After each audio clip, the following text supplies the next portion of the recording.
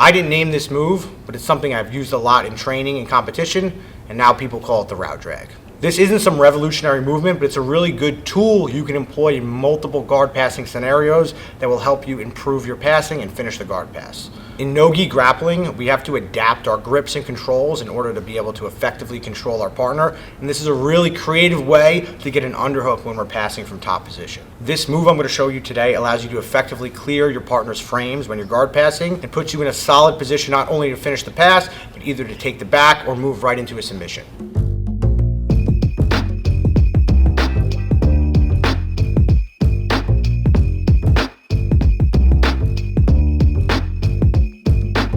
So what I really like about setting this up is we can set it up in a bunch of different configurations. I could do it with my partner on his inside hip like a split squat. I could do it if he's on his outside hip in like a headquarters.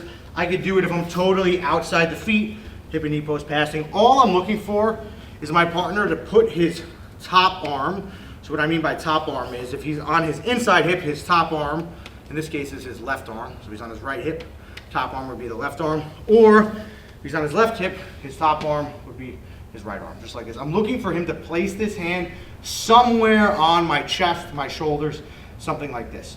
So this is very common. A lot of people use what's called a cross shoulder post. This is probably the easiest way for me to set this up, but it could be posting on the chest, it could be posting on the same side shoulder. All those work.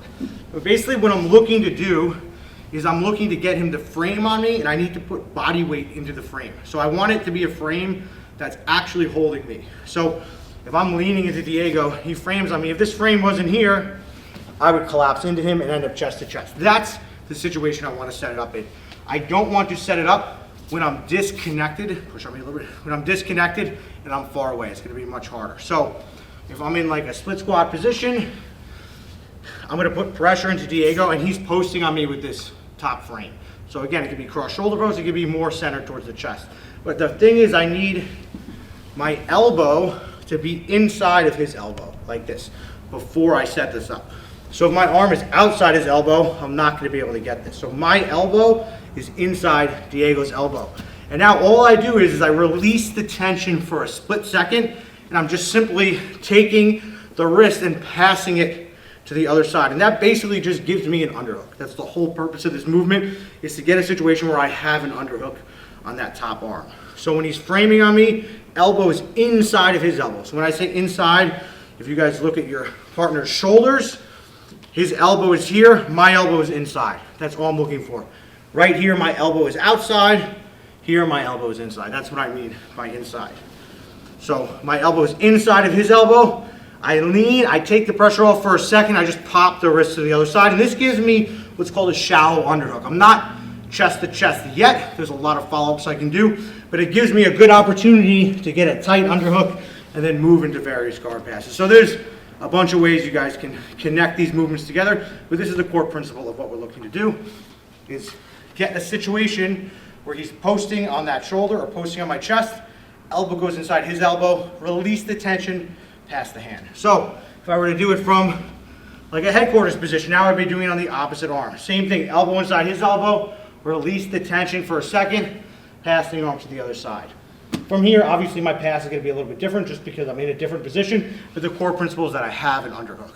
So I'm going to show you guys a few different options that we can go to. Guys, sorry to interrupt, but I have to let you know, if you're enjoying this video and you want to see more videos like it, you can check out my Patreon and all my instructionals on BJJ Fanatics. Check out the links down below. The most basic being, from a split squat, he posts, elbow comes inside, release the tension, pass it over. What I really like here is just sliding out north-south.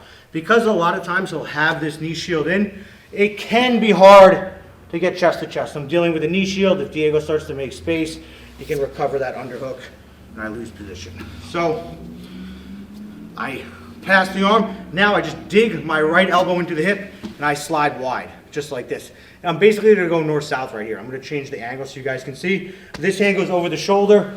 My right hand checks the near hip. I walk around the head. And we just kind of use it to set up a really nice tight north-south pass as opposed to trying to just check the hip and run around the legs. I'm here. I pass the hand across. Now, he starts to bring the knee shield in. The knee shield's in, so I slide this wide. This hand's going over the shoulder because I've already killed that top frame. kill that top frame. This hand can come over the shoulder, and then this arm, my knuckles go to the mat. So when he goes to bring his bottom knee in, my hand's ready to check the hip. I run around the head. We end up in a good north-south. Many times he'll continue to turn to his knees. I'll elbow block, go behind, start to attack the back. So this is one of my favorite options, just cutting out wide. Off this position, I get this movement, slide out, check the hip, and then we run north-south. One other really effective way we can do this is if I kind of miss the movement, the reaction usually is he pulls his elbow into his ribs. So if I go for this, I go to hit this move and Diego puts his elbow inside. That usually gives me good inside hip position. So sometimes my partner's tight with their knee and elbow, it's hard for me to get my hand inside the hip. But if I can threaten this, he pulls that elbow in, I can slide out and do the same thing, but with the hand on the hip right here.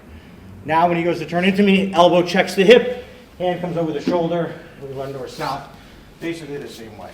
I'll just show another angle. So I'm here, he pulls the elbow in, now I just cut my elbow inside, slide out, left hand checking the hip, and we run north-south.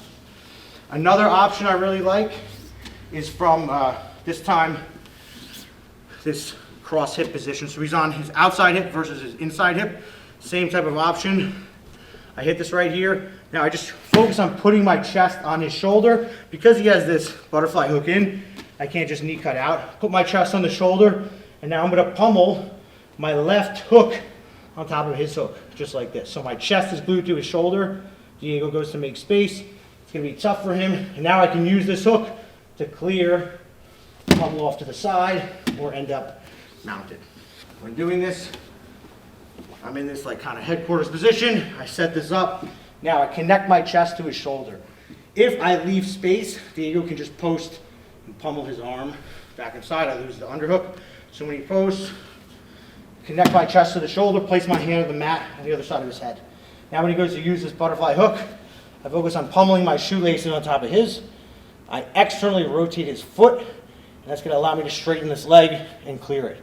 Now both legs pummel to one side. I flatten them out with the underhook, or just put the hook back in.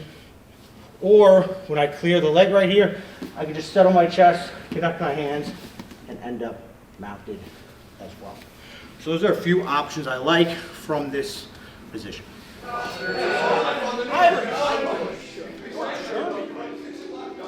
I obviously did not name this move the Row Drag. So I first started doing this probably like late 2017, early 2018. I'm a Matt Serra black belt. I obviously trained at Henzo's in the Blue Basement, but primarily most of my training was at Serra's Academy. I taught there for years, and there was a guy there, everyone called him Joey Beans. And he was, he'd been a black belt even longer than I was. He was a really solid black belt. He competed a bit when he was younger. But I remember him doing this to me. So he did the Row Drag, and he like stepped over, and I think he armbarred me, or I rolled out, or something like that. But I was like, holy crap, that's pretty sick. And I just started doing it. His last name is really not Beans, but I think he was a vegan for a while, so I think Matt Serra made up the nickname like Joey Beans or something like that, which was, everyone got a nickname at Serra. So this was Joey Beans, and we would all call it the Beans, or we would call it the pop, because like you hit the elbow and you pop the wrist, so it's like a pop. So the Beans were the pop, and I always called it that for years. And then one day on the internet a few years ago, someone started calling it the Row Drag. I think maybe Eddie Bravo made that name up, I'm not sure, and it's kind of just been adopted as such. You hear who's number one, and you see someone go for it, they say Row Drag, which is kind of cool, but I definitely did not name it that. It's funny, like sometimes I'll watch Who's Number One at home, and with my wife, and she doesn't know anything about jiu-jitsu, and they'll be like, the Row Drag, and she's like, oh, they said your name. I was like, yeah, I told you this is real, I wasn't making this up. Definitely pretty cool to have a move named after me. Hopefully that name sticks over time. I'm definitely, obviously I'm not the first one to do it. I'm sure Joey Beans is not the first one to do it. I have heard people say that Marcelo used to do it and the Mendes brothers used to do it. So those guys are obviously legends of the sport. Wouldn't surprise me at all if they were, the first people to do it.